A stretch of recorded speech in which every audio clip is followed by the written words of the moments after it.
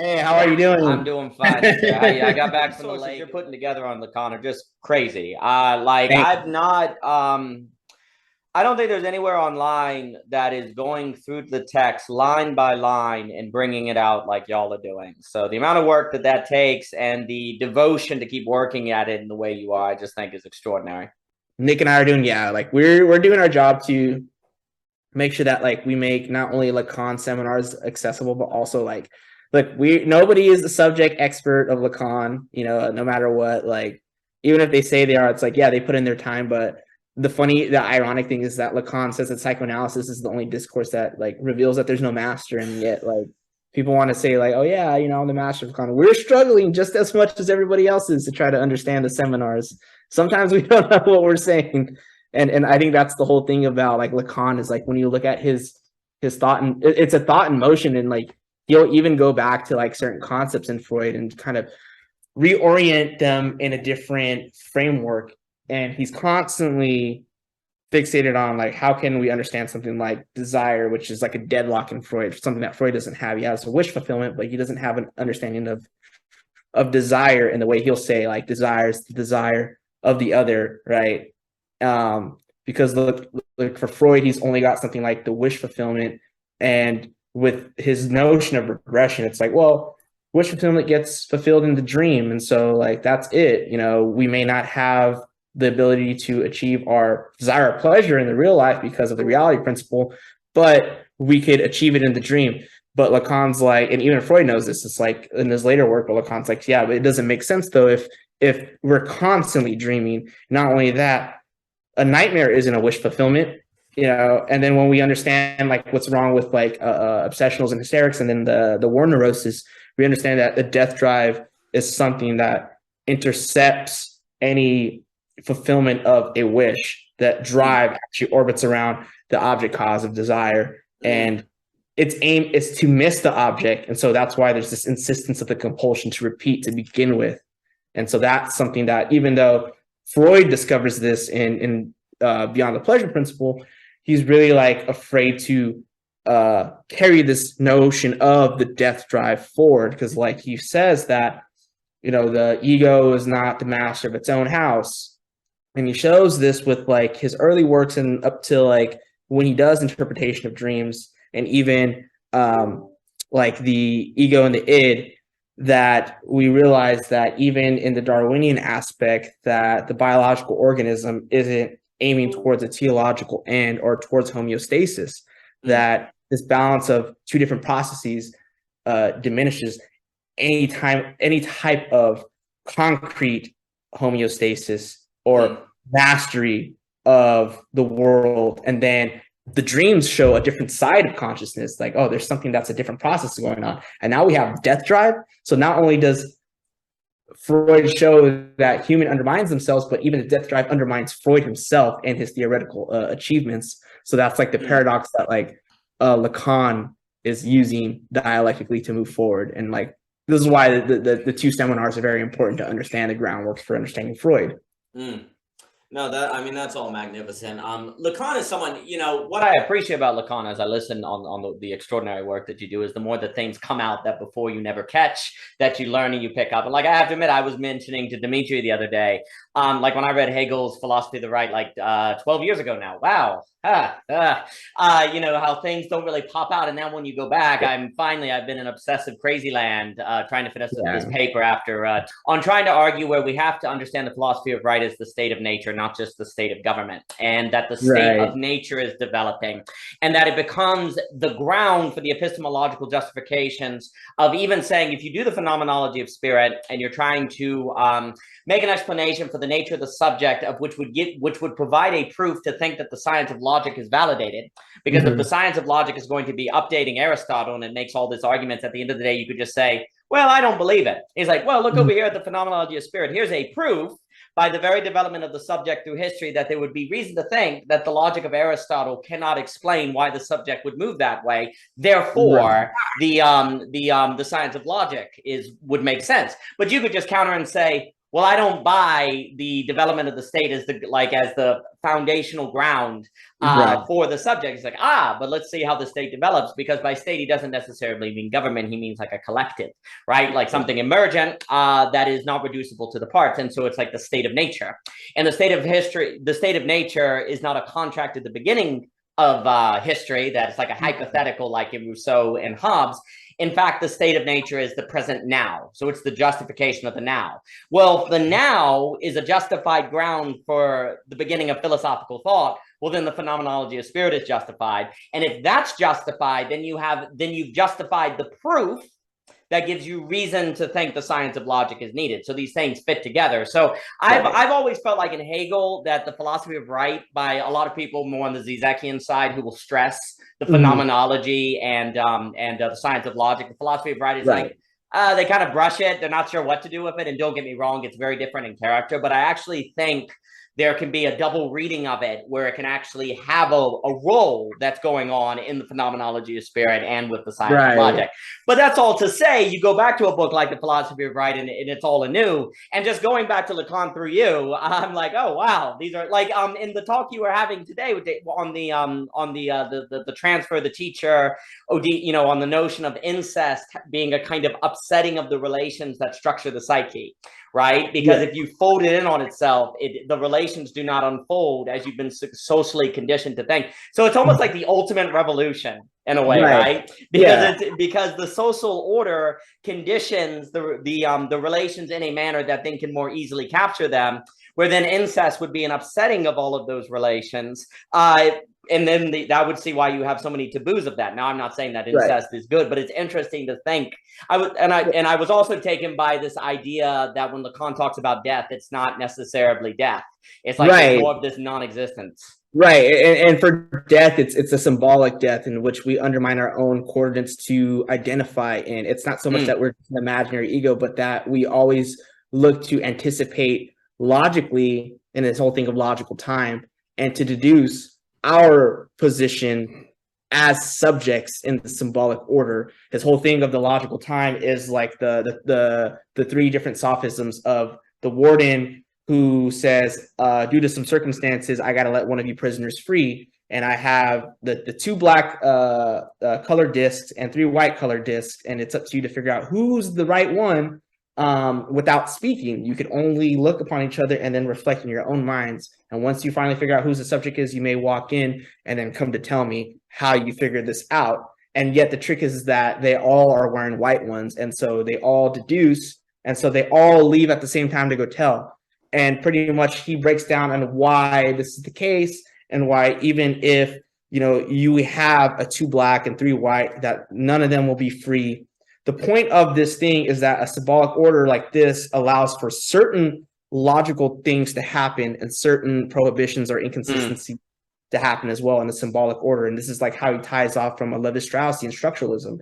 He then will play it off with the odds and evens game of like marbles. You guess how many marbles are in your hand. I'm in Squid Games now. Yes, Squid Games definitely gets this. Squid Games gets this. Or he'll talk about it in the coin toss of heads or tails. And he says, like, if you have three different movements, right, we could picture the heads as a plus and then the minus or the tails as a minus. And so the first order would start off as the first movement, which is a minus minus, and then the second one as like a plus minus minus plus, and then I think it's plus plus for one, plus minus minus plus for two, and then minus minus for three. And the consistency of this logic when you look at the movement and the probability is that if you have a three structured movement, then the three movement of minus minus cannot exist out after a one, because as soon as it exists after a one, it would already create a movement of a two. Right. And so now you could get three that comes after that if you have a fourth movement, a seventh movement, and you get these inconsistencies. And what he's trying to metaphorize is that the symbolic order is not something that's by chance or accident, but yet it's contingent into its own movement of possibilities in this mathematical schema, that contradictions exist, and yet at the same time, they are also prohibited from intruding into the game, into this sequence. So, for instance, Michael Downs likes to say this, a game of basketball can't operate with two balls, right? There's only one ball. because that would change the entire order of and structure of the game. And so something like prohibition of incest. Incest is an impossibility of enjoyment. And if it were to even happen or be obtainable, it would destroy the entire order that we see in how we structure family alliances, clans and kinsmanship. And now it's not to say that these acts aren't happening, but at the same time, when we look at certain weird families, like whether it's like in the Southern Midwest or certain cases of this, even though they are committing these prohibited acts, they still maintain a certain symbolic distance to say, this is your mother, this is your father, this is your sister, this is your son, because they realize that the symbolic order still operates on a life of its own to maintain a barrier from encountering the deadlocks of what's the matter of the gap of the symbolic order. These contradictions, these deadlocks are of jouissance, of enjoyment. That's the real, which we get into. It's not something that exists solely outside or before the symbolic order. It's actually a conditioned structure, or a condition from the lack of structure within the symbolic order, and it has to be jettisoned out, but yet it still comes back as like a parasite or something. It's magnificent. First on, it was a really good explanation. I like how you connected incest with the idea of you can't have two basketballs. That's really good, because it's funny, because if I would have just straight up asked you, why can't you have two basketballs?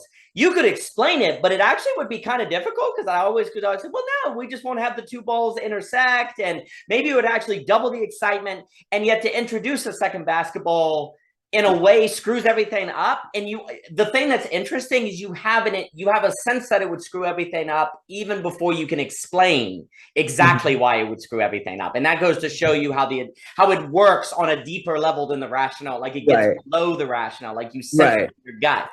And what's very interesting of that is as you were speaking, one, it made me think of Wittgenstein. I know Wittgenstein came up in the conversation, because Wittgenstein's very interesting in that I've always found him interesting, because I know he's associated with the analytical tradition, and obviously he himself, but he doesn't quite fit there. No, he's like a post. He's like undermines the tradition. Oh yeah, well, I really like Uncertainty. I think Uncertainty is a tremendous book. Yeah, it's a good one. That was a big inspiration for me doing the Uncertainty paper and conflict. Like, a lot of the Conflict of Mind has lots of references to the Uncertainty text, and that doesn't fit in an analytical framework. Also, I know people like Dr. Conant has written on the Resolute Reading, where he talks about the show-tell distinction in Wittgenstein should be questioned. But if we take that as paramount, you really couldn't make showing so primary in your thinking if you're a pure analytical thinker. Right. Because a showing would be meaningless, right? Because you couldn't translate it into a structure of logic of which language would come about, right? But if Wittgenstein says in Uncertainty, most of philosophy has made the mistake of looking for an explanation when ultimately we need a description.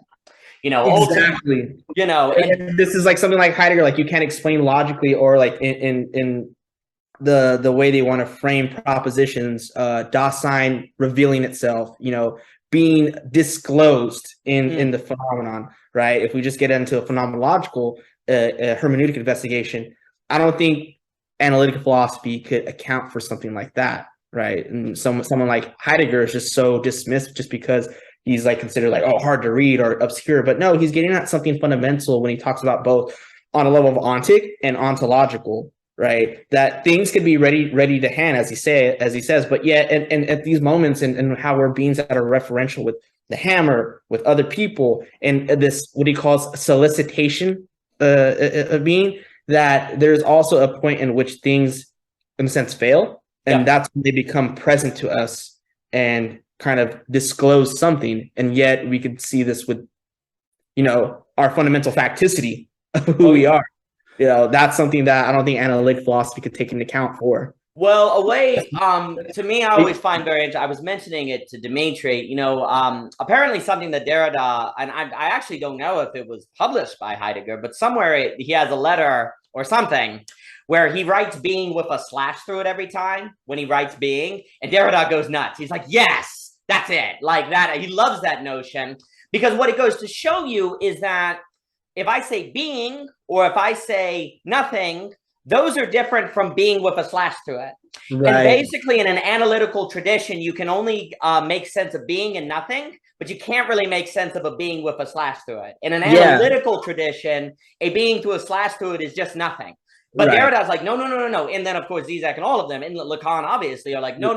Subject, being with a slash through it is different from nothing, because it is the idea that the experience of being is always not that, just as soon as you look for it. Like, it's interesting. It's interesting because I was listening to Cadell's wonderful. Cadell's recent discussion with Thomas Wynne on Heidegger's Hegel. Yeah, they're both amazing. I love both of them. Yeah, the Heidegger's Hegel episode that he did was amazing because he talks about how Heidegger, the more he starts to develop in his later thought, becomes more intimate with Hegel and realizes that, oh, there's actually something that he's aligned with Hegel. And instead of using the negation of negation, he talks about this term of nihilating, this constant nihilation of being. That's and maybe that ties in with the whole slash in That's being. Right. Because even even for Dasein or being, that in one instance, it's always nihilating its prior instance, but maybe this has to do with what Hegel talks about, the this and the now, and what's going next is that not only are these like processions, but they're negations, right? It's annihilation. There's not this fluid positive process in a Deleuzian sense, or even difference, because even difference itself is non-mediated. I think we talked about this last time about how with his Bergsonian roots, it's like a process of emergence, because he thinks of mediation as a false movement. It's like, no, mediation also counts as nihilation, because it's that vanishing mediator that always comes back to nihilate in the process of the fourfold movement, as Žižek points out, for they know not what they do. It's like the traditional framework of Hegel is like, well, you have your thesis, then you got your antithesis, and then you have this synthesis. But it's like what you have described as just a 3 count, but this thesis and antithesis, and the way you describe them, already posit 2 oppositionary things, but the way you define them are substantial. And this is not what Hegel is saying. It's that to affirm something is to already have negated something prior. Yes, so an affirmation already is always a negation. That's right. Well, the thing that's so critical, like on the Wittgenstein example, like being in a room with nothing in it is different from being in a room after going on the philosophical journey and being able to be in a room where you've completed, say, the work of the subject, right? Same room with nothing going on in it, per se. If we use Pascal's idea of all the world's problems can be summed up because the average person can't sit in a room by themselves for 3 minutes. It's hilarious. It's either Pascal or Kierkegaard. I love that line. The person sitting in the room who's not able to be alone with themselves because they haven't done the work on themselves is not the same as the person who is in the room like Kierkegaard or Pascal, right? And yet, from an analytical framework, it's exactly the same. It's a room with a person sitting on the couch, right? But from a continental or a Heideggerian framework, they're not necessarily the same at all. Thomas Wynne, and obviously both Cadell and Thomas Wynne are magnificent. And when I was talking in the talk that Mr. Wynne and I had, we talked about like Heidegger and the hip-hop cipher, and how a really good way to understand Heidegger and clearing of which discloses being is in fact a hip-hop cipher. From an analytical standpoint, if I were to ask you what's going on, you would say people are standing in a circle. That's what's going on, but that's actually not what's going on. But then if you were to try to prove that these are the conditions of a certain thing emerging that cannot be predicted ahead of time, well, that would require the seeing of it, not an explanation. The explanation is guys are standing in a circle. The description, the showing is something though that cannot be reduced to that description, right?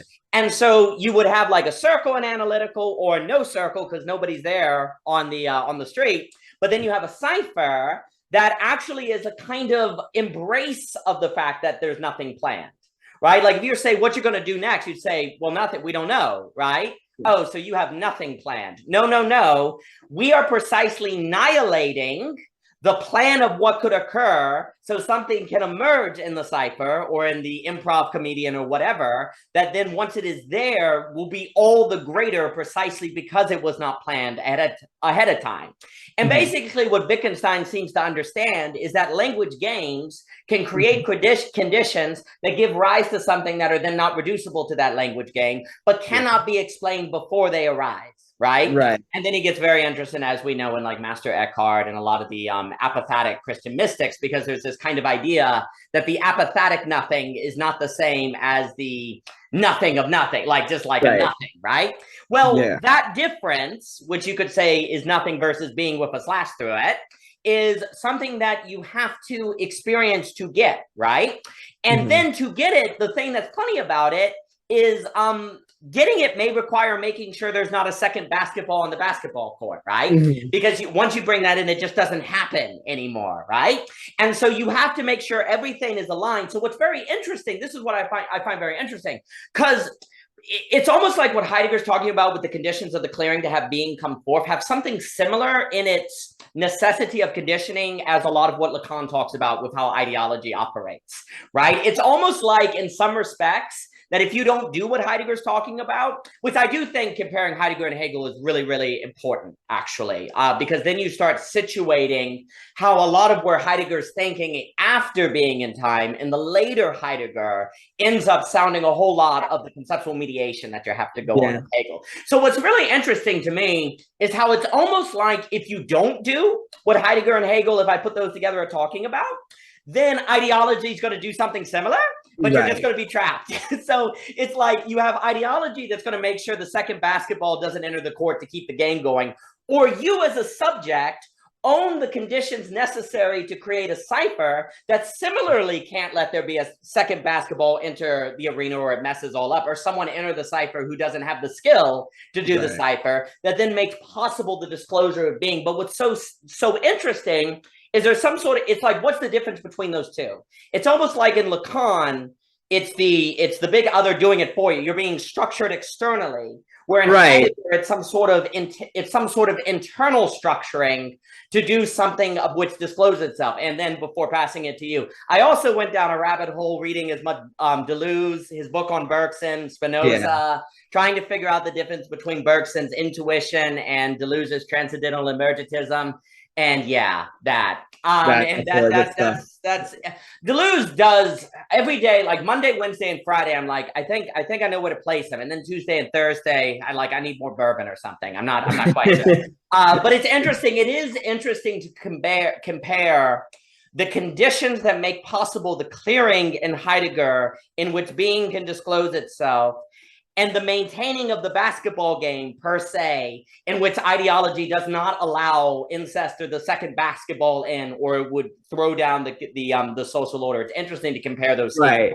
And I think for the most part, it's like Heidegger, with his Dasein, it is definitely important in how being is within the world.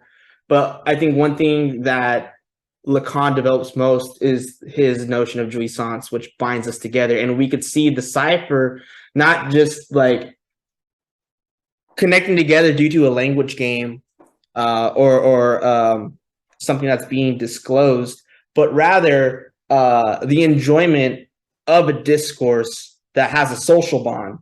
And what's interesting about hip hop is that the way that it has a transgression to play with language and to talk about certain themes, but a lot of ways in which you could say something, whether it's with the cadence, whether it's with the A and B rhyme scheme. You have like the sort of Tech 9 flow, or like Wu-Tang, or just the way that you could just make one thing compared to another thing. A lot of juxtapositions, and somehow they make sense.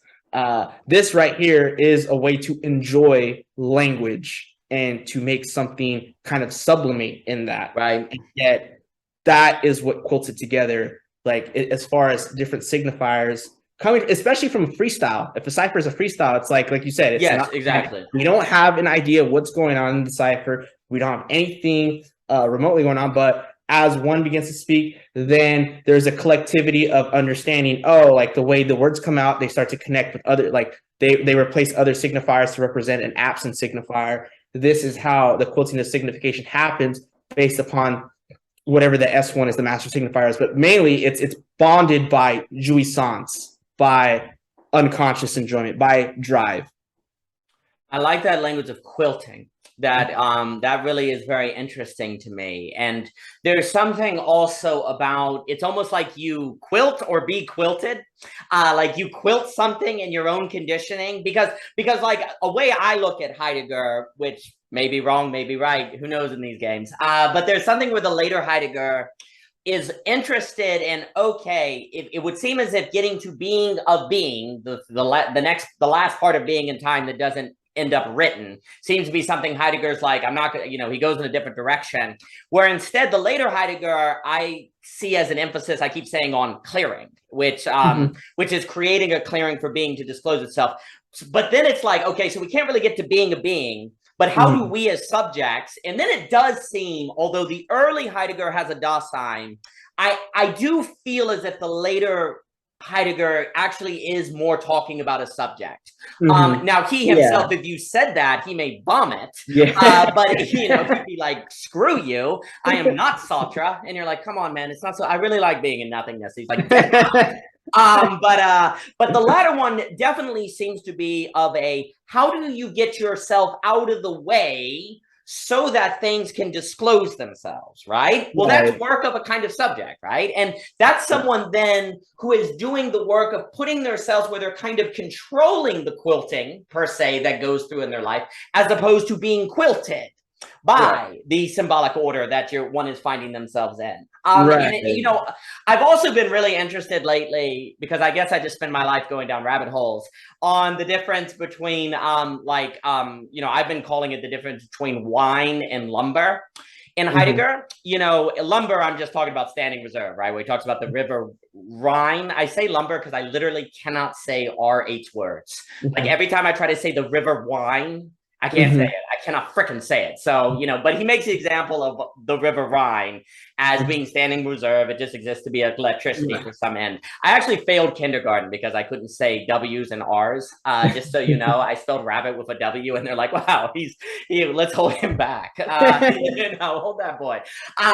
But anyway, lumber is like a tree just exists to be lumber, right? Yeah. Well, it's interesting because he speaks in his book on poetry, thought, and thinking as if grapes don't realize their full being until they're turned into wine. Like literally, grapes are not fully disclosed in their being until they are wine. Really, so it's almost like there's like, in order to realize what they are, it's like there has to be a sort of determination or in transubstantiation of their being, in which they realize, because in early Heidegger he says like the essence of being is within its existence or something like that. So would that still apply in that instance, or is that like a totally different frame of thought that he is going to kind of bring about in this instance of grapes realizing their own essence within being transformed into wine? Yeah, so he says there's something about, and when the grapes are the wine, then the jug is the jug in its jugness with earth and sky. Yeah. It's this weird thing. So to your question, I definitely think, so he has spent his early career basically saying all of metaphysics led to standing reserve technology, the reduction of everything, from being to beings. And so he views himself as like killing metaphysics, right? Yeah. Well, essence is a term of metaphysics, right? So he wants to get rid of essence. But you have a problem, because the moment you get rid of essence and you're like, there is no essence of tree, then why shouldn't a tree be turned into lumber? And that's a point that Thomas Jockin has brought out, because he's great and he's a super genius. I really love Thomas Jockin. So he was talking about that.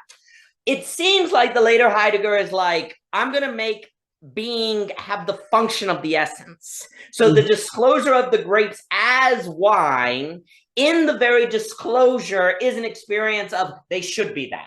They ought to be that because they're somehow aligned with essence. So it's like the disclosure of the thing phenomenologically is the essence. Which seems like being is essence, like that, this mixture where being is more fundamental than essence for Heidegger, right? I mean, like the disclosure of being is essence coming forth, but it's not essence separated from like in Aristotle, there's substance, accident and essence, and these are all different and yet the same, and all that different stuff. Heidegger's like, no, the essence is the disclosure of the being when the thing comes forth as itself. Okay, that is essence. So essence becomes much more phenomenological.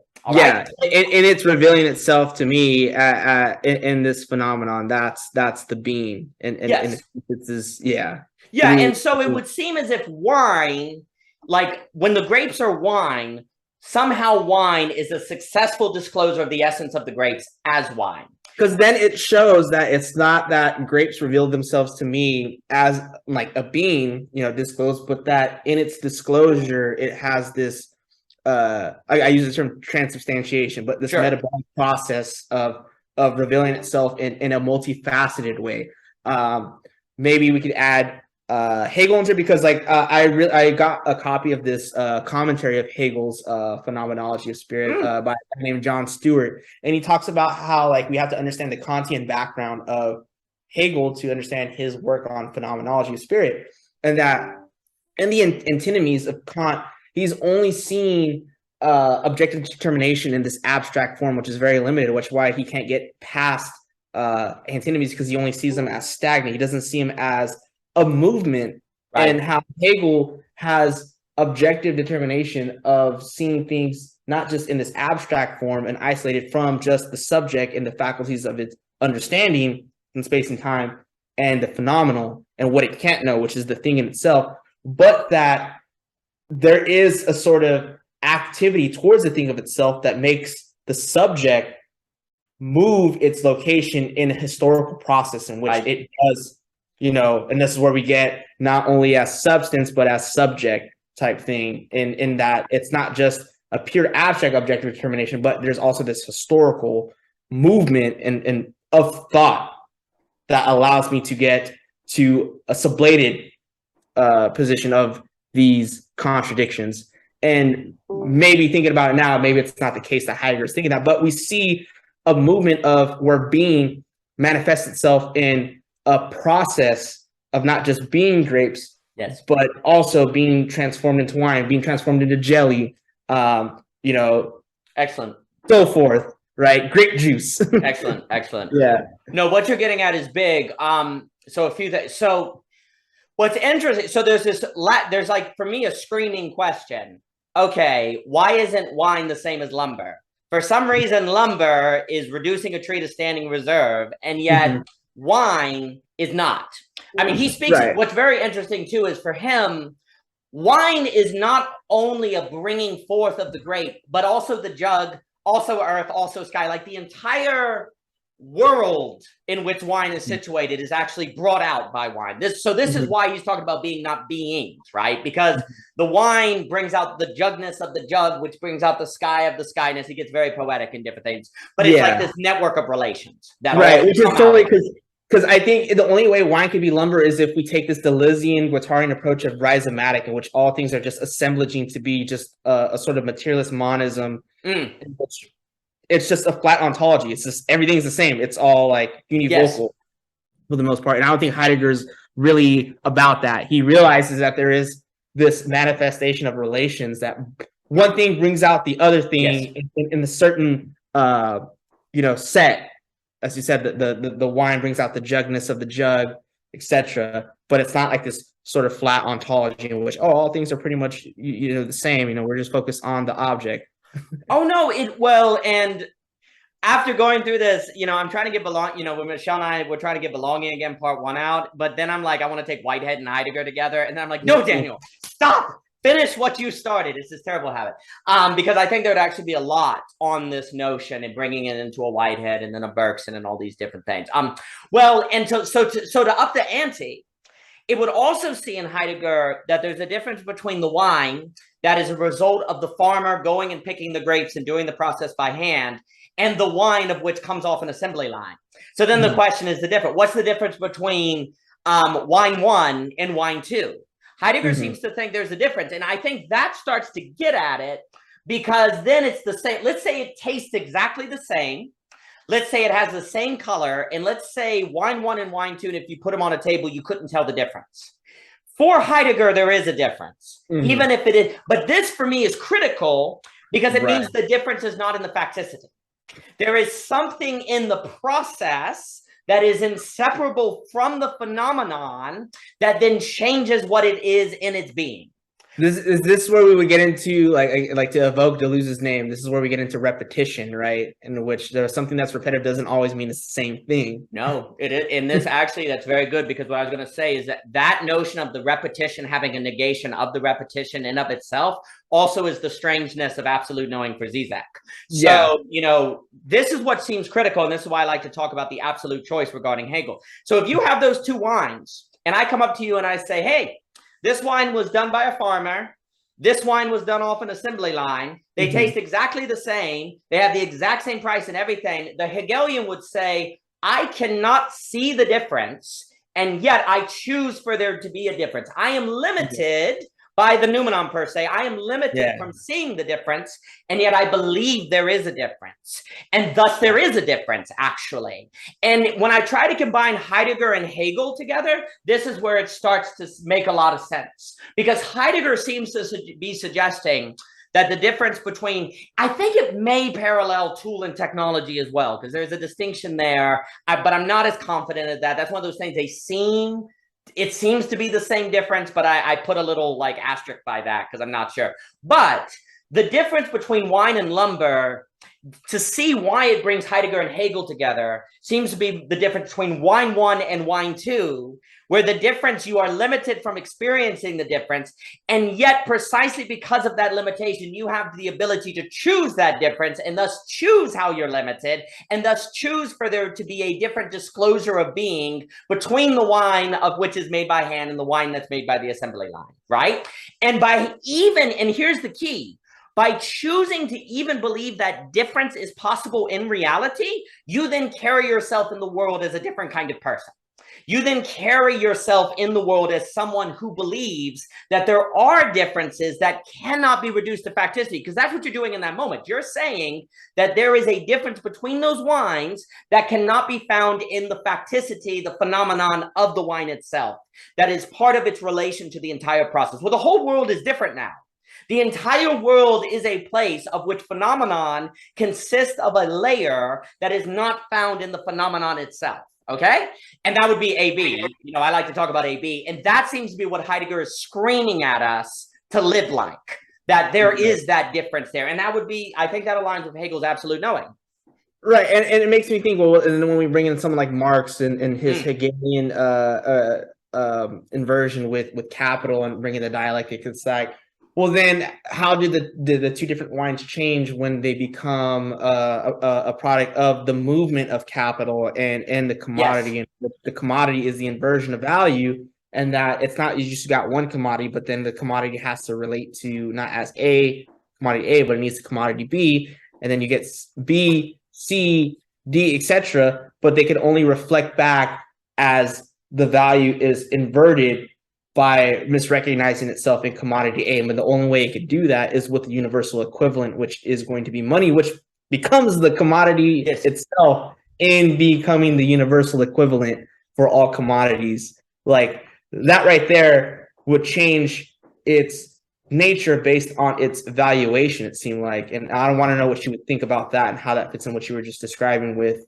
Heidegger and Hegel. This is very good. So a few things. The other thing I was going to say earlier before I forget, I think a wonderful paper that someone has probably written that I don't know about would be a Lacanian reading of Faulkner's The Sound and the Fury, because The Sound and the Fury has where Quentin's committing incest, the fall of caddy is the obstacle that you cannot reach. Like Faulkner is full to the brim with Lacan, even if he himself does not know it. And you could actually bring that out. So I was actually thinking that as you were speaking earlier, and I didn't say it. I actually think a lot of Faulkner is a particularly useful literary figure. You could even bring in Christmas from Lights in August and so on and so forth. But anyway, Absalon is another example. Well, that would be really good for mythos construction, narrative anyway. Anyway, to what you were saying. So what ends up happening in Marx, basically, with the role of money and commoditization, is that the possibility of choosing to say that wine is different from that wine is gone. There is no possibility to do that because the world is reduced to an ontology of A is A only. Like the phenomenon is the phenomenon. In what capitalism does is train you to think that you don't have the power to tell the difference between wine 1 and wine 2 if in their facticity they are the same. If the commodities are the same, and the point of the commodification of everything is basically to make everything the same, then what capitalism also does is say, if everything is the same, then you have no ability to change it, right?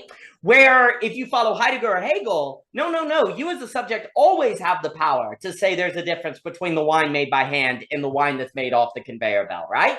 Because you believe that there's something about the disclosure of the being of the wine that was brought about by hand, that even if you cannot detect it, you believe it is there, and therefore you as the individual subject always have a kind of power. Because you can always choose that there's something to the phenomenon that kind of transcends the process of commodification. Right? There's always a B that is outside of capture in a way, right? Right. And this is where, because like the one thing about like, obviously when we get into like capitalist critique and stuff like that, and when it comes from Marx, we get ideology, and then Althusser talks about interpolation. So, but what Žižek brings about is that interpolation is not always successful, that because of the symbolic order is not complete, that there is the gap. And so failed interpolation happens because we're not entirely whole symbolic subjects. And therefore we get his, not only him, but someone like Matthew Fleecefader, he uses this, he coins this term in his book on the algorithms of desire. The hysteric is Freud's proletariat, in which they cannot enjoy or be fully interpolated. So therefore they are in this impasse in which there's not just the subject of ideology or of capitalism. It fails. And so in failed interpolation, we get the emergence of the barred subject. Right. Of Lacan, in which tries to traverse its fantasy and tries to work through ideology, and maybe in that uses the Hegelian choice to differentiate and try to see itself, and yet it also is orbiting around the position of the big other, constantly questioning its position, lacking an answer, and therefore always desiring more, and yet it gets undermined. And that's its object of desire is the knowledge, is the chain of knowledge, and how the master says, oh, this is how you enjoy, and yet it fails to do that because it can never get that. But the point is to always overthrow the master, right? But yet there's this chance to where Lacan says, like, you after May 68, like, you all want a master, don't worry, you're going to get one, to the failed revolutionaries, because that's exactly what they wanted. They didn't want to change, they just wanted a new master. But we see as the hysteric going inside the domain of the master to question, right? Going inside ideology and making that differentiation, it seems like. Well, this is really important because it's the weirdness. It's the weirdness of Kojève, the master-slave dialect in Hegel, right? Yeah. What's so strange is that Hegel is telling you that the slave is the master, but the slave can only be the master as a slave. Yes. So this is really weird. Like you can only be a master in a slave structure, basically, because there has to be the dependency of the master on you, which means you have the power, but only because you're a slave. Yes, so, and there's because the master is dead, right? That's the main thing, and Lacan mentions that is that the slave is really trying to evoke a dead master, and yet doesn't know that the master is dead. The Nietzschean God is dead, but really it's the fact that they don't know that God is dead. So therefore, God is of the unconscious. The dead master becomes the discourse of the unconscious for the neurotic structure, as Lacan will bring out. But yeah, that is important. It's like they really only could be masters as so long as they're in the slave structure. That's actually really interesting.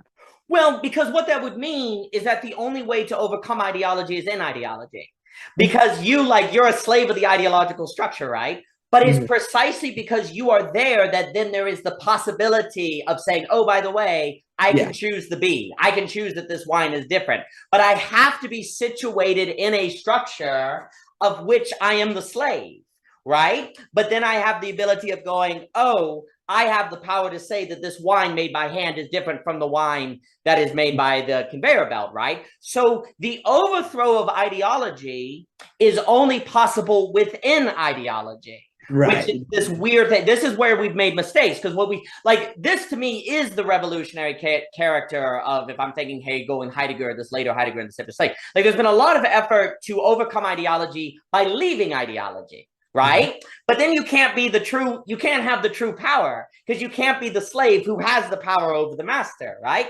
Likewise, if you didn't have, like, let's say, like, you've got all these people, it's like, oh, we want to overcome the subconscious, or we want to like gain control over it, or different things, right? Well, then you would not have a subconscious that had a mastery over you that then you could have power over and being a slave to it, right? So the thing is, you have to be situated within the ideological structure to then have the possibility of unveiling the power of saying B. This wine is different from this, AB versus AA. As you know, that's the language I like to use, right? Yeah. So you have to be situated within AA in order to have the power to say AB and it be revolutionary. Like, if you're actually outside of AA, if you're outside the ideology, then you're just BB. You're just a different form of AA, actually. To be AB, it has to occur within the ideological structure. In order to be a true master, you have to be a slave under a master who's actually the dead, right? To change. So this is where the ability to tell the difference between wine and lumber, or wine 1 and wine 2, is the revolutionary character, of which is the act of absolute knowing, of which Heidegger seems to be pointing to. And this is what's interesting to me. That seems to be the ability to be in a cipher, as opposed to the basketball game, to go to the earlier example, right? Like, in the basketball game, you are structured by what's going on and you'll be carrying along. But because you're in the basketball game, it's possible to say, I'm going to bring a second basketball. I'm going to actually bring in or introduce something to it that can disrupt it.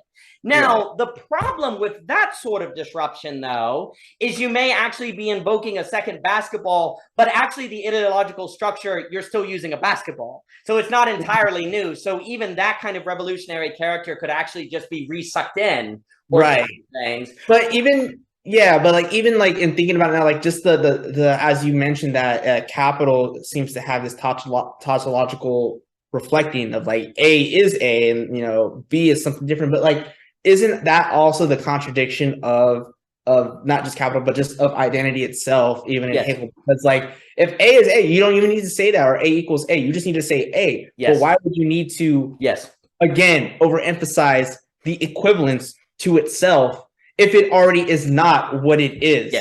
100%, right? 100%.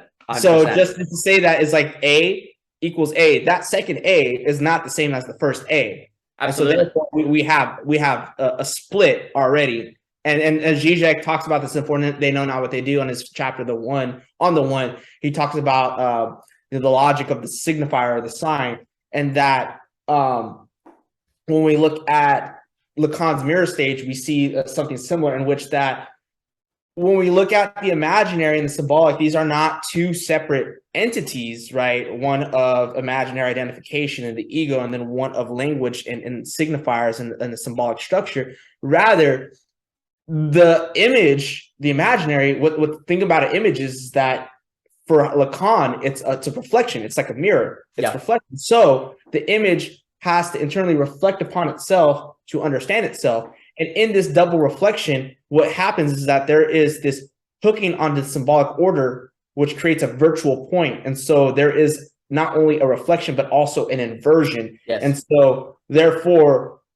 that itself is self-defeating to try to relate to itself, because it's not relating to itself at all. It's relating to a virtual image, which then continues to relate and thus creates the symbolic order of signification. Because with reflection comes thinking, and thinking comes language. Absolutely. So, therefore, we're hooking onto a virtual focal point that produces different signifiers to replace another signifier to understand what was the first, the subject, but the subject can only know itself if it reflects upon itself. So A can only know itself by reflecting, but that reflecting already inverts its own being. Oh, brilliant. It's so critical. Exactly what you say. Like in the paper on A is A, like the moment you say A, that's it, right? But it's just like you have to go, but A is A. But it can never mean that. And like if you say if you took the formula A equals A, Why not say A equals A equals A equals A equals A? Why not go on forever, right? Yeah. Or why not reverse it to A and then shrink it down more and more, right? It's an eternal regression equals an eternal regression. Like it either goes in forever or it expands forever. And Mr. Ebert, the great Mr. Ebert, will talk about like kind of a wavelength structure where it either kind of goes or it compresses in different things. And that's very important. What's so radical is basically what we're talking, like you choose if the image in the mirror is you or not. Just like you choose if the wine 1 and wine 2 are different, right? They look exactly the same and different, but you're choosing, no, there actually is some sort of disclosure of being that is different in wine 1 versus wine 2, right? Well, likewise, there seems to be a step where one day you go, so you don't have a mirror, then you have a mirror stage, oh, that's me or something. But then one day there's almost like a second stage, as you know, where you go, no, actually that isn't me. That's just an image. Well, now you have made a choice by which to understand what that is, right?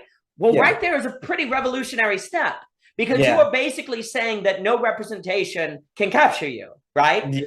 Like no representation is you.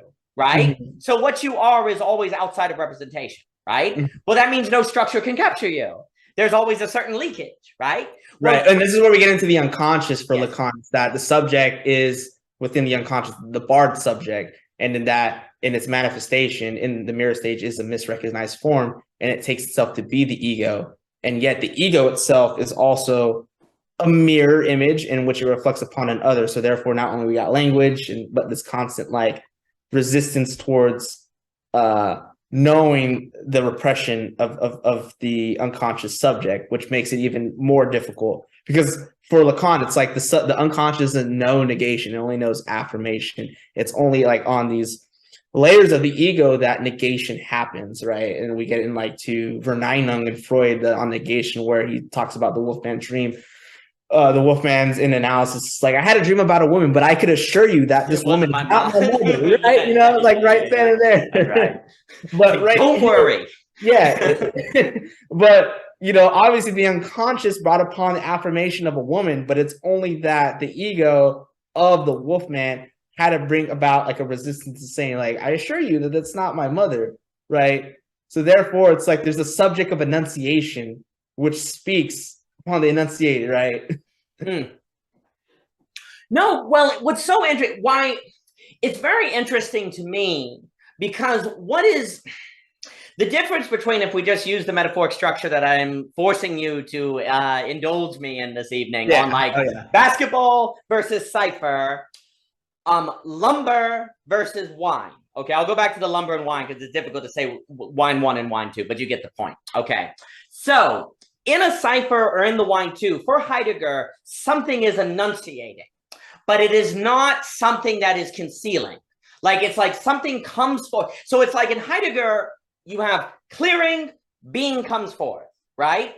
In Lacan, there is something trying, it's like being, it's almost like being's trying to come out and then it's concealed, right? Like so it's interesting where there's some sort of like in Heidegger, it's like you've got to do the work to meet the conditions of a clearing by which then being can come forth, right? So with the wine, like you've got to do the work to be the kind of subject that can realize the essence of, you know, the essence of the grapes into wine. So there's some sort of work of the subject you got to do that.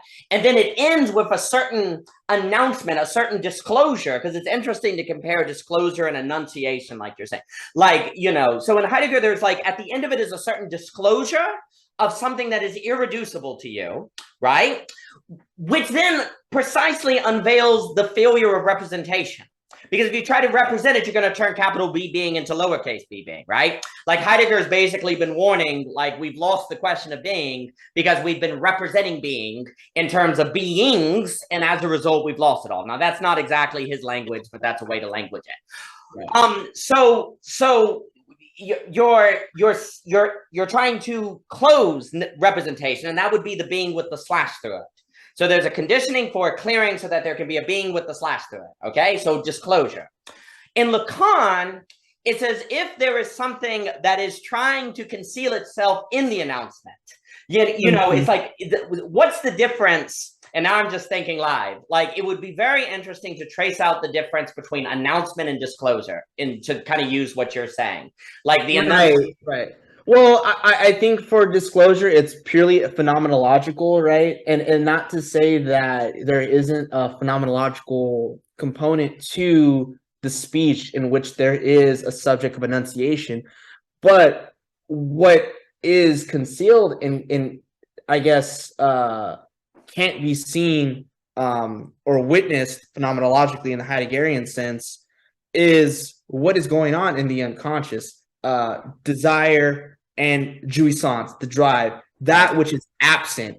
So there is always an absence which is being presented on the phenomenological aspect. The real is what is resisting language, not just speech, but language, which is something that takes a life of its own. Because he wants to make a key thing in not only Seminar 1, but also Function and Field, his early essay in 1953, that speech is phenomenological, but language is structural. And yet somehow there is an absence to the deadlocks of the structure. Right. And drive, that drive, libido, the death instinct itself is something that is always absent within the repetition, you know, and could only become known within this working through as you said earlier, working through ideology, working through, you know, all this stuff, working through the fantasy, working through this repetition compulsion can only be revealed in a sort of misrecognized form at first, but then it starts to get to the point of retroactivity and absolute knowing in so far as the analyst positions themselves as the object cause of desire for the analyst, for the transference. This is something that's crucial in Seminar 11, as he says that, well, objet A is the grounds for transference, making the analysand believe that the analyst is a subject supposed to know. The repetition of the unconscious and the drive, which the drive is the third concept, and then the fourth is actually the concept of the unconscious, which appears outside of ourselves and not something that is in this cauldron of archetypes and primal energies or affects or this internal dimension in which other forms of psychoanalytic thinking like to think. It's that, no, the unconscious is outside of us. And when we see it in the transference, it escapes us. It announces itself because speech and language are not this communicative verbal thing of trying to relate meaning, but evoke something. I said it yesterday in the discussion. I don't know if you caught the part with Nick about how we should see the big other in locating ourselves in the discourse like an improv show in which Žižek brings this metaphor up in Sublime or Perfect Guide to Ideology, the film,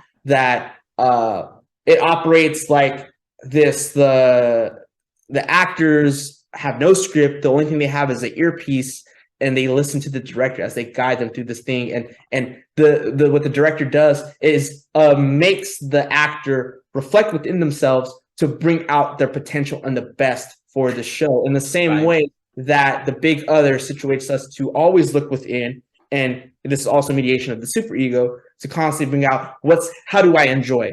What do I desire? And so the analyst acts as this mirror or this certain symbolic position that displaces mastery and yet constantly allows the subject to repeat itself by projecting out the fantasy or to reveal the object cause of desire, which will bring about this repetition compulsion, the death drive. And the death drive is not something that's just purely destructive. There is a learning mechanism to it, which is something that Lacan brings out that's revolutionary compared to Freud. And I say this joke many times, and I freaking love this joke. This is something that he says in Seminar 2, but he says that that there's an error or a truth from error that happens in the death drive, and it learns from this insistence of wanting to learn so far as it places itself in a position of ignorance and knowing that it's ignorant. And so the joke is like an idiot boy comes to a funeral after not seeing a family for so long, and he says, "Many happy returns," and they all yell at him and beating him up and saying, "You're not supposed to say that. You're at a funeral. You're supposed to say, 'May God rest his soul.'" And so 2 weeks later, he goes to a wedding, and as they're saying their vows, he says, "May God rest his soul." And so he gets beat up again. That is the learning that comes from repetition compulsion. Oh my gosh. Now I really want to do the Lacan Sound and the Fury, because Benji confuses a wedding and a funeral veil, and he's the idiot boy. Oh my gosh. Oh, it's screaming a Faulkner analysis. That joke is freaking funny. So a few things. And again, the work that you, Mikey, your readings are just extraordinary. Dave, Nick. You know, Nick and you and Nick, I just find inspiring how you've been going through these texts bit by bit. And he's hilarious. Nick did the video recently where he was at the table and he's like meaning, and he's like, I just wanted to call you in to tell you that I laughed so hard. Oh, I laughed so that was hard. so good. That was so funny. No, I really, and actually stuff like that can do a lot to communicate a lot more than, say, a philosophical argument very quickly. Even if you need the philosophy to get to the place to do a work like that, I just thought, well, Nick, I was just marvelous. Just the entire young Žižekians is marvelous. So again, I just want to emphasize that. I'm really, so a few things that are very interesting to me. So Heidegger, the later Heidegger gets very interested in poetry. And poetry is some sort of like closing of the gap almost between the signifier and the signified. It's where, and it's bringing to mind, and I appreciate also your willingness to go through all these different languages. I think what's interesting, like I was talking to Michelle about this. One of the challenges of these internet, well, one of the skills that I think is going to be very important on these internet conversations is the meta-language ability, which is the ability to jump in and out of language structures and to overlay them on different thinkers. And I actually think that's one of the things that these internet conversations can do that traditional academia could not do, because they were all specialized and they were all in their language game. But this ability, like the ability to cross-pollinate and overlay language games, if you will, or language structures, is going to unveil, I think it's going to bring out a lot. And I think it's the meta, I've just been calling it the meta language skill, because you're able to jump. I think that's so important. So what's interesting, like when I think about poetry and Heidegger, it makes me think of what Samuel Beckett said about Joyce in Finnegan's Wake. And Beckett was like, he said, Joyce wants the word water to be water. He wants the word water to drip. And he said, like, he wants the word dance to be dancing, is what he's trying to do in Finnegan's Wake. Seems to be what's going on in poetry. And that would almost seem to be closing speech and language, where like speech somehow, the phenomenal, like the structure of language, of which tends to dominate speech or not allow the phenomenology of speech to come out, actually then structures the phenomenology and then has a full disclosure of being, right? Because it's almost like when speech and language are divided, in the same way that we were saying, like you need ideology to be the, to actually have power, to be the slave that actually is the master. If you didn't have structure, it wouldn't be possible to condition yourself to the place where you could have language strike you, because you couldn't even define words, right? Like if we use that, like if words didn't have definition, then poetry wouldn't be possible. And yet, weirdly enough, poetry that's merely the definitions of words suck. Right. So there's this weird thing going on where you need words to have structure, definition, so that you can then make words that are the thing of themselves, like in Joyce. Like Joyce needs the word water to have a definition so that he can then try to make a word water that drips. And of course, and it's like, well, I know Lacan uses Joyce in his later seminar to talk about synthome and psychosis, but it's like he doesn't just want a signifier and something that could be signified, but he wants it to literally be the appearance of water, or to be almost like water itself, into where you get into this like switching of signs. It's like you can't tell what it is. Like I think for Lacan, you would say like this is like the sort of psychosis of Joyce, in which he doesn't want to have a structure, but he just wants it to be the thing. It's like, I don't just say water, but I experience the dripping of water or the pouring of water, like not even say like a faucet. It's a faucet that's hitting me. That's where he says like psychotics can't be poets type thing. Something I've wanted to write that I've had. I almost want to compare Joyce with the schizoanalysis of Deleuze. Like, I don't think they're the same. Like what Deleuze is doing with the schizoanalysis or the schizopolitics through the destabilization of associational thinking. Joyce is obviously very associational, but it seems like what Joyce's project is something of making the word water drip. as opposed to in Deleuze, the name of the game is to uncouple the word water from dripping, like make water burn, almost like Deleuze. So it's funny because it makes me think, all right, so I'm not a Joyce scholar at all. No one is. Actually, unless you do it for 50 years, you're not. And that's like Harold Bloom's dead, so we're all just people. Nick is a big Joyce fan, and something that Lacan sees Joyce kind of creating a whole name of the father himself within his own writings and trying to create like a language that could allow him to function and like heal himself for the most part. But he wants to make water drip. Whereas you could see Deleuze uncoupling that, and instead of making water not drip, he wants to make the term drip. And you know how like we have this Gen Z slang, it's like if you're dressing nice, you have drip. You have drip. So that's Deleuzian, right? That's good. Yes. I think that's a good, and they don't seem to be the same strategy. I don't, you know, and I don't want to say there's no value, you know, because I'm always hesitant. Like I never feel like I always feel like I need to read Deleuze, the whole canon 4 more times before I'm too hard or anything. And obviously a Deleuzian metaphysics and ontology can fit extremely well in a Hegelian framework, right? But there's some sort of difference here. Well, the way I put it is that Deleuze will deal with the problem of totalitarianism if we go politics, but at the expense of shared intelligibility necessary for relations, right? So that strategy works, but it can lead to atomization and splitting apart, right? Whereas like looking at Joyce's strategy, where you're trying to make water drip, seems to be like, you know what, like it's funny because when I say water drips. And yet when I say the word water drips, it's like, oh, so there's an intelligibility, but also a meaning that is not reducible to that intelligibility. And that right there seems to be a Deleuzian that doesn't atomize. Like we still have a shared intelligibility, but we're also not bound to the original understanding of it, right? Well, that too seems to be what is kind of the effort of Heidegger when he talks about poetry. Because when he's talking about the disclosure of being, I say being to you, and if you have any philosophy training whatsoever, you know what the word being then, but Heidegger's like, no, but it's not that. But the moment I say water drips, you're like, oh, I know water. No. I mean the word water drips, right? So there's a, I'm going to give you being, but I'm going to put a slash through it. I'm going to tell you water drips, but I'm talking about the word, right? So there's a certain Deleuzian spin there, but at a shared intelligibility, okay? So you have the realm of relation. And so if Heidegger, and then what's interesting is it seems that whatever this is attempting, whatever this is getting at, this Heideggerian Joycean strategy, is the strategy in terms of language, speech, whatever we want to, that is somehow escaping the negatives in Lacan of ideology.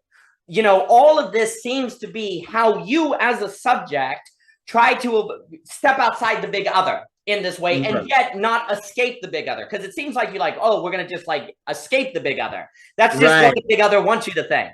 Exactly. Like, as soon as you do it, it's got you. So you're like, that's exactly why. And like Deleuze and Guattari's like notion of like deterritorialization and becoming a body without organs, although it seems very like liberatory, it's like, you know, we got to get away from the despotic signifier. It's like, well, capitalism as a discourse wants you to do that because now you can assemble onto things, because the one thing about assemblage theory and their understanding of libido is that it's not sublimating, it's not lacking, it is breaking down the structure to assemble and couple on into this machinic process. So libido for them has an immediate, imminent certainty of what it wants to latch onto.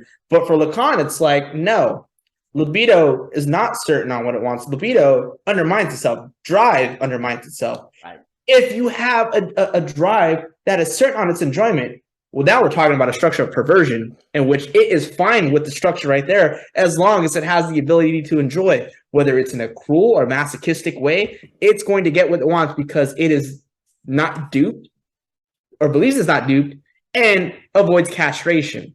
So that is where you see or sort of schizoanalytic project lead to a perversion of capitalism and a reification of it. Oh, what's so interesting is like the big others got you if you let it be other, and when you're escaping it, you're like, oh, now it's other because it's because they think there's no that there is this like non-barred thing that they could couple onto, like something that isn't barred, you know, in this positive movement and process. Well, that's completely right. Like the big other wouldn't, the big other couldn't capture you if you didn't think you weren't captured, right? The moment you're like, I'm captured by the big other, then you would try to get away or something, or you change or whatever. So there has to be a, like I always, another thinker that I'm always like, I need to go back and reread and write on, but I haven't learned how to stop time. You let me know. I thought children would help. For some reason, they speed it up. It's weird. I thought I would give them all the labor, right? I was like, now I've learned capitalism. It's like, no, it doesn't work that way. They just run around with their underwear on the porch. It's like, okay, well, hey, that's the schizo strategy, actually. But I always like Baudrillard. And the reason I like Baudrillard's nice, yeah, Baudrillard's nice. You know, the death of the real also removes the ability to say the real died. Right? Like when you have the death of the real, then also you're not even able to say that reality died. So there's a negation of the negation, if you will, that then makes it seem as if this inability to tell the difference between digital and analog has always been the case, right? And so likewise, I always find very interesting that like when people do selfies, they'll go selfie like with a joke way. As if because of that ironic distancing, they're not just another one of those people taking selfies. Right. Yeah. And something that Baudrillard says in I think he says it elsewhere too, but I know he says it in like his obviously infamous simulacrum and simulation work that adults go to Disneyland and it's like this space. It's a hyperreal.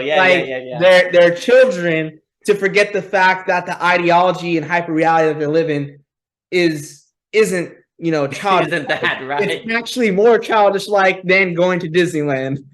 Oh yeah. Well, and the key with that is like the discourse has captured you precisely because you think that you're not part of the discourse, right? Like it's okay for me to take a selfie as long as I do it ironically. Right? Like it's okay for me to basically on the weekend be just a capitalist consumer as long as I talk about the dangers of capitalism, right? Right. And so likewise, a paper straw for your, you know, iced coffee. Yeah, then it's okay. Yeah, Žižek's good on that, right? It's just really funny. Well, so what's interesting in this? So here's the question: like, it's almost like also there's the risk though of discussing the big other, making you think that you're not part of the big other, right? Like if we talk about Lacan and we read Lacan, that means we've like followed Lacan and we're not falling into these things. And it's almost like, this is where I'm interested in, because it's almost like in Heidegger, it's like the even knowing about the big other will not necessarily make you overcome the ways that it can trick you, et cetera, and so forth, unless you are engaging in this kind of ability to make water drip. To make being disclose itself. And this is, now I'm like stacking all the different language levels on top of one another, but there's something in Heidegger and Hegel, which is basically saying you can talk about the big other all day long, but if you never make the choice to say this wine is not the same as that wine, that there is something about this that is the disclosure of being that is different from this. And then I wonder, so we're talking, so it was evoke and announce, right? Where this kind of, it's almost like the announcement, oh, this is not my mother, is the temptation of you to, it's almost like that's when your subconscious is trying to hide from you the fact that you have the ability to see a difference between these two wines. Right. So it would come and say, no, it's just wine. Oh, it's not my mother. Oh, it's not my mother. You know, oh, no, they're just wine. They taste the same. What's the big deal, man? Because the moment you start going, no, I have the ability to choose that there is a difference between these two, that I'm limited from experience because I'm limited from experiencing my limit in Hegel, that means you're responsible for that ability. Yeah. And then you as a subject are responsible for yourself. And that's completely what the big other, like the big other exists to make you not responsible, right? Like you don't have to worry about yourself. The moment you have the ability to say that this phenomenon discloses being differently from this one, the big other is dead. Yeah. There's no big other now. Exactly. You know? Yeah. No, that's the main thing. I mean, the big other has been dead. It's the fact that there's no big other. That's what Žižek and Lacan point out. And like, it's the reversal of the Dostoevsky. If God is dead, then all is permitted. It's like, no, the fact that God exists must be that all is permitted. And the fact that if we find out that the big other doesn't exist, whether it's in the form of whatever the ideology is or of God, you know, if they don't exist, then nothing is permitted. That's the main thing. And why there is the sort of perversion to having an unbarred big other for us to enjoy. Because this is the whole point that comes out in the logic of the capitalist discourse, is that the injunction to enjoy the superego in the misrecognized form of the big other says, enjoy. And so it's not this like, oh, you're immoral, you're wrong for enjoying, like, you know, you need to follow the categorical imperative. No, it's like, you need to enjoy, get it right. If you're not enjoying enough, get it right. Just get it right. And this is what Michael Downs always says, you know, Dangerous Maybe. It's like, just get it right. That's all it is. It doesn't logically explain how you need to do it. It's just get it right. Just do it right. You're messing up. You need to enjoy. Enjoy better. Do it better. Just do it. Nike, just do it, right? That's the injunction to enjoy under the ideology of capitalism, and how there is this cruel perversion that of it, and it's that even though we don't get it, the enjoyment is the cruelty that we impose upon ourselves because we demand more of ourselves. We bring ourselves to the point where it's like we need to bring out our full potential, to be our whole selves. This is where therapy culture comes into it, the happy signifier of, you know, self-awareness, full potentiality. Don't put a language to it. Just be your authentic self. That is the happy, nice, passive-aggressive, perverse superego that comes out in that. No, that's right. It's a misrecognized big other. Oh, it's magnificent. Well, if the human subject is fundamentally incomplete, then if I say get it right, you never get it right, and therefore you're always trying, therefore you're done, right? You're captured, right? So like if I'm like, get it, like I love that language, enjoy better, enjoy. Okay, I'll go to the beach again. I'm really That's why Žižek loves Coca-Cola like as the perfect commodity, because what does it say on this? It's enjoy. And yet what leaves is the real component of it, in that, you know, you can only enjoy it cold, and so once it gets warm, all it is just flat excremental crap that we can't, you know, calculate into our symbolic order, because we only recognize Coca-Cola as this enjoy, and it should be signified to what should be like, you know, a nice cold pop that's carbonated and crisp, but as soon as it gets flatter and flatter, it's that excremental waste that is part of our jouissance, our real. And that's when we make barbecue with it. Because it turns out that you can make really good barbecue with flat Coke. So maybe the essence of the Coca-Cola is in its barbecue, right? Yeah, that's actually what it is. That's it all comes together. That's what it was. Now, when somebody told me that they made this barbecue with Coke, I was like, wow, this is late capitalism. So this is it. A few that, well, what you're getting at, it's like it's the strange concept in Hegel, where absolute knowing is the state where you realize what was always already, right? Right, You know, it's, I was talking with Dr. Philippe, who I adore, and it's the kind of idea that it's a journey to nowhere in Hegel. Like you go on this journey to be what you've always been and not realized, right? And that's actually what makes these discussions interesting, because whenever you talk about a big other, you're talking about something that is not there, but you have to go through a process to realize what's not there, right? Yeah, like it's the virtual. It's a virtual. Yes, it's a virtual. And it's a notion like in Hegel, and this is where I think you can start seeing being Heidegger with the slash through it. In Hegel, the journey has a slash through it. Like it is always a journey with a slash through it. And yet there's a difference between journey. For Hegel, journey is always basically going to be a spurious infinity. The no journey is bad because then you have an effacement. I call it the effacement, where it's just A is A relation. Because if you have no journey, then you're just going to be following the A is A self-relation. And that leads to an effacement as opposed to a negation sublation. Whereas the journey with the slash through it is the true infinity. Because it's a circle that's relating into itself, relating into itself, relating into itself. And what's very interesting too about this is like if a line... So in Hegel, if a line goes on forever, it's spurious, and that's bad. But if a line journeys around and comes to the top, it becomes a circle, and then it's as if it never went on a journey. It's negated, sublatent, and now it's just a circle.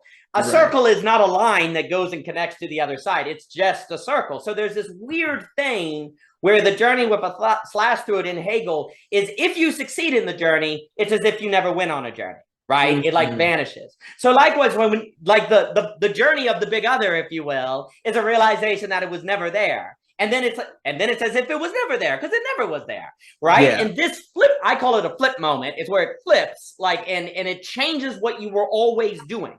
And that's an example where you actually can change the past, right? Like, you know, there's a transformation. And actually, philosophy doesn't think if it doesn't think flip moments.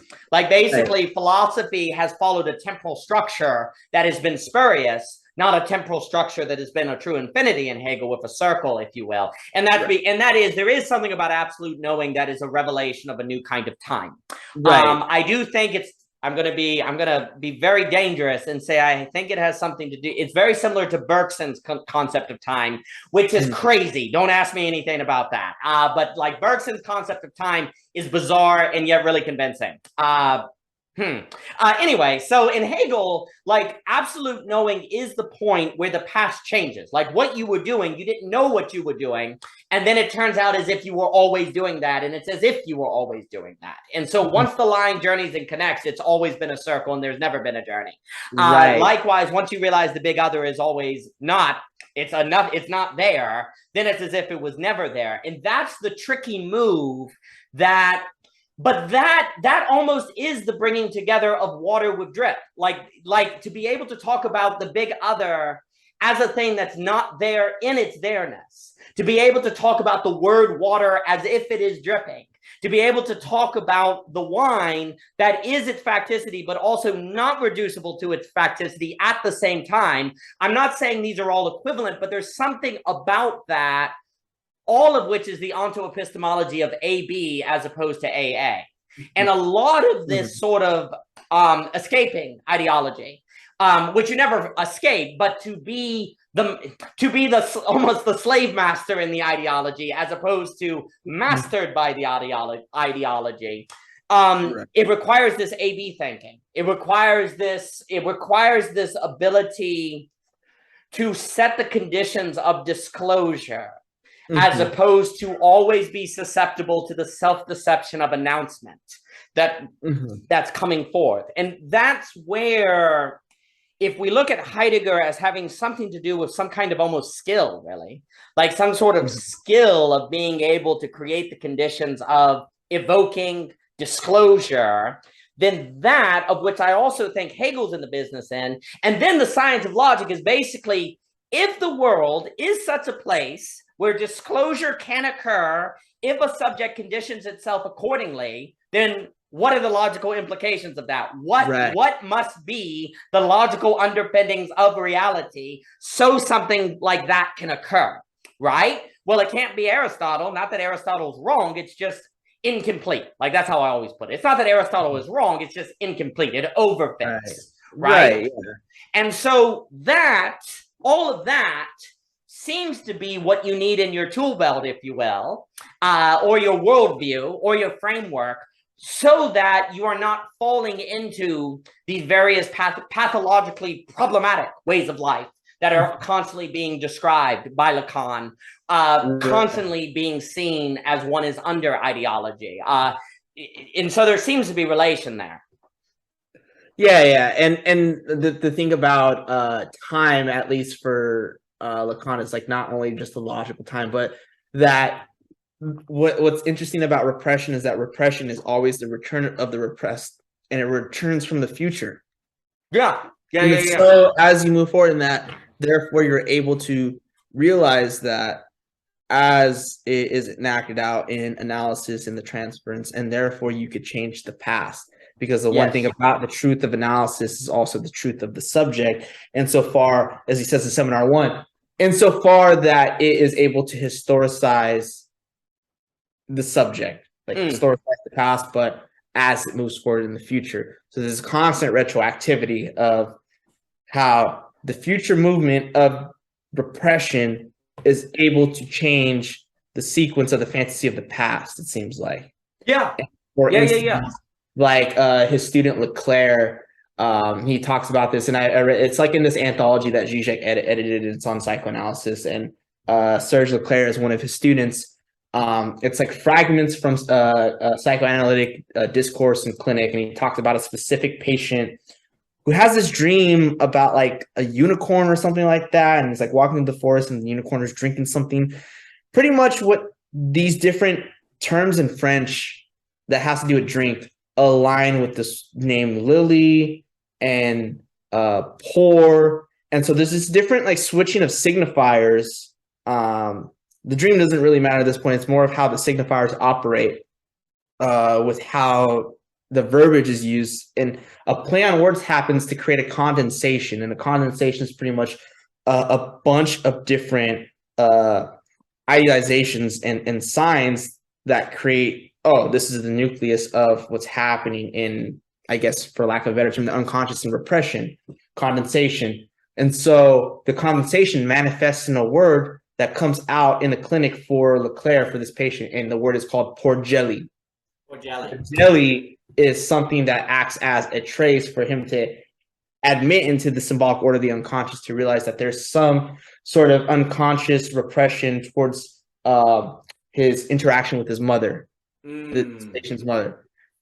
And so, and therefore, we see this dream manifest. And what is hidden in this condensation is that these signifiers are constantly playing on a word. So like fragments of pour jelly, the lily, the gel, and pour are played on in different signs, but they make a condensation in this focal point that is not being revealed for the subject. That's really good. So there's something about the pour jelly. Now, first off, I had a flash of that Tom Cruise movie, Legend, with the devil creature with the unicorn as you were speaking. And I then also had an image of candy corn, which at Halloween is candy corn with little horns out of it. Yeah. I feel like that would be the ultimate trick. Yeah.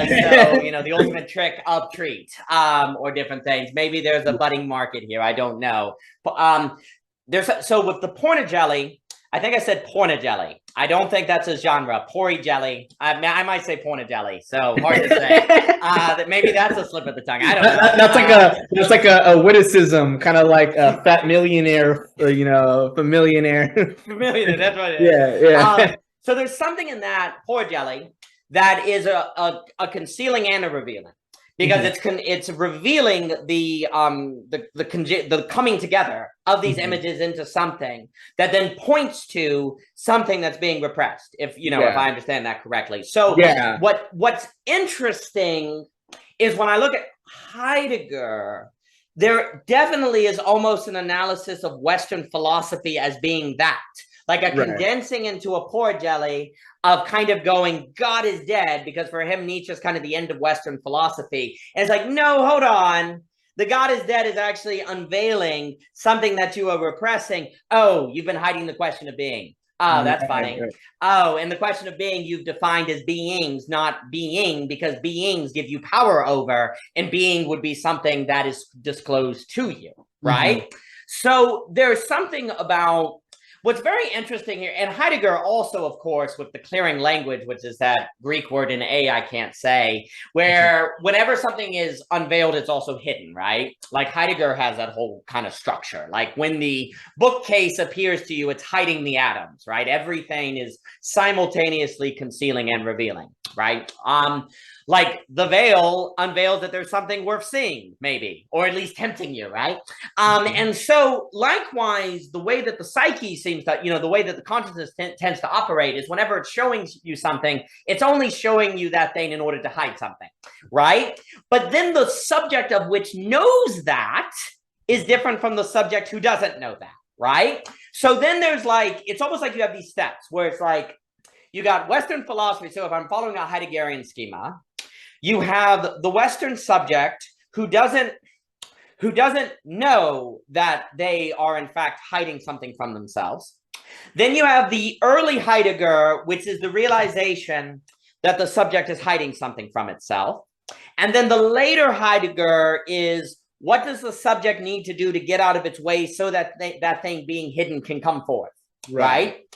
And so, whereas it's almost like, again, I'm just overlaying things, and I've kept you for an hour and 30 minutes because this has been a blast. I've had a really fun time. Really good. So I really appreciate it. And it's almost like in Lacan, it's like a realization of this mechanism of concealment that is occurring, that if you don't recognize, then you're going to fall into the big other, right? That's, you know, you're going to fall into the ideological system, right? So then Heidegger is like, okay, how do we condition philosophy? For him, it's going to be philosophy, phenomenology even, to let come forth the thing that has been concealing. So there had to be 3 steps.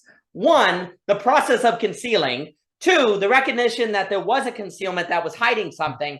And then 3, figuring out the conditioning so the thing concealed can come forth, right? That, although he's talking about phenomenology, that also is almost a training ground of the subject. Like you in your own life should learn how to do that. And actually, if you in your own life learned how to do that, that would go a long way to having you have the right relation to ideology. Right. Because you can never escape ideology, but you can relate to ideology differently, right? In a manner that you're the slave who's the master, because you realize that you have the power, right? In the way that I was saying earlier. Yeah, I would say, yeah, that sounds about right. And then one thing about in realizing that there was a concealment and that the thing being concealed reveals itself to you, for at least like psychoanalysis, what's being revealed that was concealed is that there was nothing to begin with, right? That's what brings about an inherent anxiety, is that you know, that lack. And what keeps us from realizing that, or maybe even disavowing that, is by maintaining enjoyment and fixation on the veil that conceals itself. And so that's what we got to be worried about. And the fact that it's like there is no big other, and the fact that what's being revealed and disclosed to us from concealment is the lack of an other, the lack of the phallus, you know, just ontological lack in itself. And so that's the whole working through. So I would just add that, you know, something that's nothing, or as you just says, a less than nothing. No. Well, what seems so it's almost so like in Hegel, there's if you start with an empty hand and then you pick up a pen and then you drop it, it's a different empty hand than if you started never having picked up the pen, right? And that's Žižek will talk about the coffee that doesn't have, coffee without milk or creamer. You know, there's a difference, right? Well, in Hegel, it's a weird thing of the in Hegel, it's like you never see the pen picked up to be dropped, and yet you choose, because you're limited from experiencing the pen being dropped, you choose to believe that this empty hand is an empty hand after holding a pen versus an empty hand that never held a pen, okay? Right, yeah. But you're limited from ever seeing the experience of picking up the pen, okay? So it's a choice to believe that this empty hand is after picking up a pen versus never picking up a pen. Okay, right. So imagine that the pen didn't exist and I picked it up and then I dropped it. And this is the big other, okay? Yeah. So the big other actually is never there, but the subject naturally picks it up and then it's not there, okay? You are different from going through an experience of relating to a big other that was never there than you would have been had you never related to a big other that was never there. Yeah. Right? And so it's as if there's a possible gain, actually, in a sublation negation, gain in a value judgment, of which comes through relating to a big subject that was never there, if you choose it. Like, if you choose to say, wait a minute, I'm the slave, therefore I have the power. Right? And so likewise, it's almost like in Hegel, in Heidegger, it's like all of Western philosophy was a mistake to hold a being that was never there. But actually, we need to go through the Western philosophy of a being that was never there so that we could be a being that never held a thing differently than having been a being that never held Western philosophy at all. Yeah. Right? You see what I'm saying? And so Heidegger's like, yeah, Western philosophy was a mistake, but actually we needed that mistake in order to be a subject that could recognize itself as never holding that thing and being different, even though it never held that thing. Right. And that's the truth from error, you know, and that's where it's like, Heidegger, how much Hegel are you really, you know, keeping from us? How much of a fanboy are you? Well, this is what's weird. Well, for me, so for me, that's actually a really big point you just brought up. If 9 people who like never knew one another all end up on conclusion X, there would be very good reason to think that X has something to do with, the truth, but that's a loaded term, but there'd be very good reason to believe that X is true, right? Okay. If Hegel, Heidegger, Lacan, and all these different people, and I would also bring, I like to talk about the modern counter-enlightenment, which is an entire line of thinking that I think was ignored with Michel Panier, personal knowledge, Blondel. Maurice Blondel, yeah, all these different people, and they all seem to arrive at a structure of truth, of reality, all these loaded terms that is something about the releasing of a thing that was never there and being changed in that release. Well, if they all arrive at that, there would be very good reason to think that that's probably true, right? Because they all independently arrive at these things, or they arrive at it precisely when they say, I'm not going to end up like that guy because he's an idiot, and then they end up like that guy, kind of the Harold Bloom anxiety of influence kind of thing, right? Yeah. And so, but you see, if they're all arriving at this sort of structure, a way I put it is return with the RE in parentheses, okay? So it's like you have the return where you return to where you began, but it's not the same, right? Even if the journey you went on was a journey with a slash through it, right? So you see that kind of structure in Lacan, in different ways, in Lacan, in Hegel, and Heidegger, okay? They've all arrived at this, right? Kind of on their own, being genuine thinkers. Maybe they're subconsciously influenced. Of course, this is not a definite proof. But if they've all arrived at these kind of structures in their thinking, then there would be good reason to think that this structure is probably more true than false. And if this structure is more true than false, it is not possible under an A is A onto epistemology.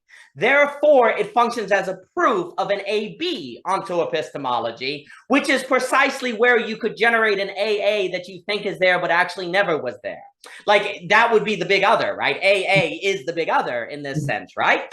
And in AB, it's possible to believe in an AA that is not there. And at the end, you realize it was never there, and yet you're different, right? And you choose to believe that there's a difference in that.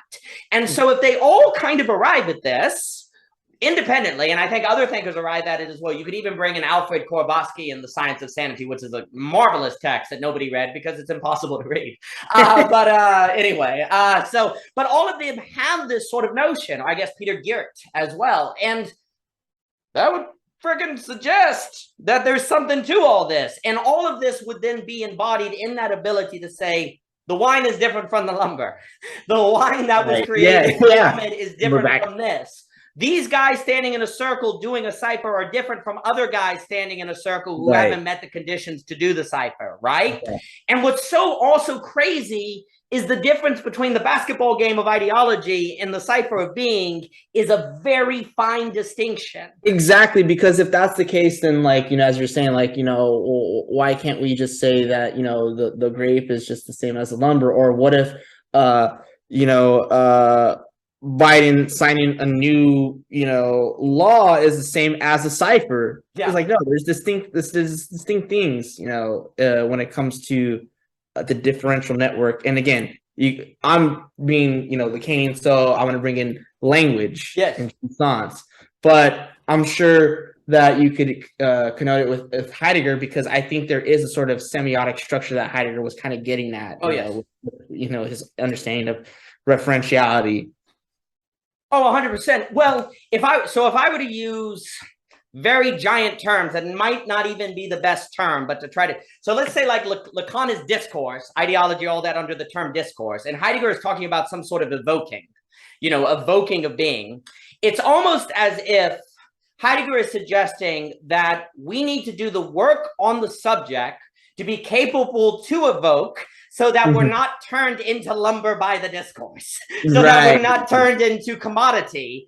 Marx, okay? So I'll go back to the lumber wine language, because we are using all the languages in all the terms, Yes. Okay, so it's almost like what Lacan, what Marx is telling you is that you are captured in a system turning you to lumber, okay? So there's a discourse that's gonna turn you to lumber, okay? And Heidegger's like, you are in the discourse, and you have to learn to evoke so that you are not turned to lumber and actually are wine, Okay. Right. Lacan would be tracing out the nature of the discourse so you don't get captured by it when you don't realize you're being captured from it. Because there's this problem where you could think you're evoking and doing everything Heidegger says when you're actually not. So you're actually falling into the big other without knowing it. So Lacan's doing all this work to be like, hey man, like, let's see how the discourse structures you without you realizing it. So you need that work. But then let's say you knew, but let's say you knew how the discourse worked, you knew how ideology worked, but you hadn't gained the ability of evoking from Heidegger, therefore you couldn't create the wine. But then you get the ability of Heidegger to evoke, which is also absolute knowing, and now you have the ability to stand in the discourse, to be the slave in the master-slave dialectic, who then has the power because you can evoke in the discourse, therefore structure yourself as a different subject of whom new being can disclose itself forth, and therefore present the possibility of standing outside the ideology in the ideology as an absolute knower. Yes, that's and that's the main thing. The key word is evoking, because Lacan says the same thing. It's like, again, I said it before in the earlier. It's like language is not this communicative thing. It is evocation, and it's always creating the other or the listener in a performativity, pretty much, whether unconscious or not. That I'm speaking and so I'm speaking. I'm also performing and enunciating for the ears of the big other. Yes. Right. Which escapes me. Oh, the more we speak. So I've enjoyed this immensely. This has been wonderful. The more you're talking, the more I'm thinking like The Sound and the Fury actually would basically be the perfect novel to describe this Lacan, Hegel, Heideggerian structure, because in The Sound and the Fury, Quentin is the intellectual who's stuck in the discourse of intellectualism. Jason is the brother of anger who the South has fallen, and he's stuck in that discourse of tradition. And Benji is stuck in the inability to actually create together a structure of conceptual mediation by which to understand that Caddy is gone. And Caddy is the big other, of which everyone wants to get. That was never who they thought it was in the first place. Caddy was never Caddy in there. They have this vision of this perfect girl who actually was never that.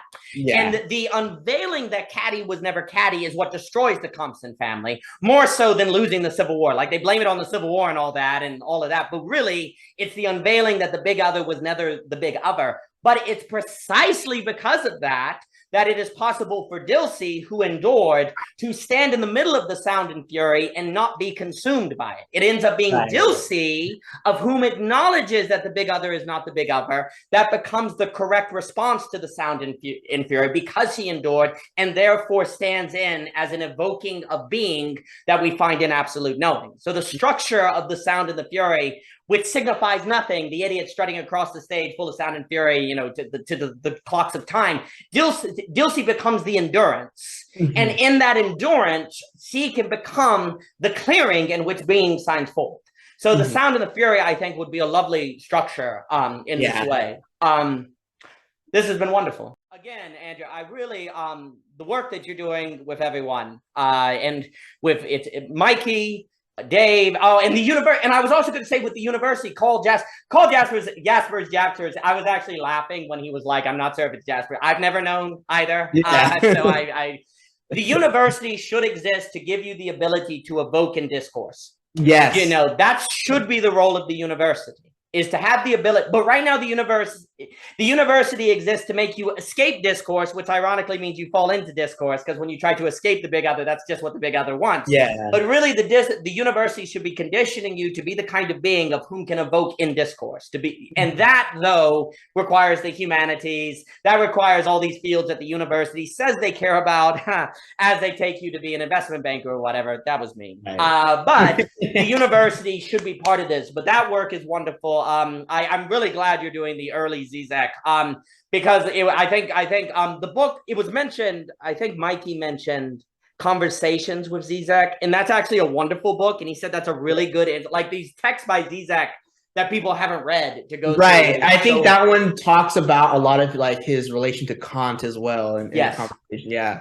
I've actually been falling down a Kant rabbit hole as well to try to get a And I'm like, oh my gosh, I have to reread everyone. Oh my gosh. I'm reading a Kantian thinker right now, Kojin Karatani. He's the one who developed the parallax view that Žižek takes up. Yeah. Yeah, no, it's just funny. It's like, oh, because I've been reading a lot of Konet, and he argues that Kant is not a Kantian, and I'm like, great. Yes. I love that. Kant is not Kantian enough. Great, that's great. Okay, let's see. But all the work, and Nick, again, I have never encountered anyone who is going through Lacan like you and Nick have been doing. And I just think it's wonderful. I've gained a lot from it. It's really helped. It's the problem is I have things to finish. So every time I watch your videos and I spend 2 weeks, I'm like, it's really great. But that's a good thing. Because that means you're evoking being, not just falling into the discourse. It's all captured on the work. So I appreciate it very much, Andrew. So thank you. Thank you. For everything. This is a treat. Thank you, sir.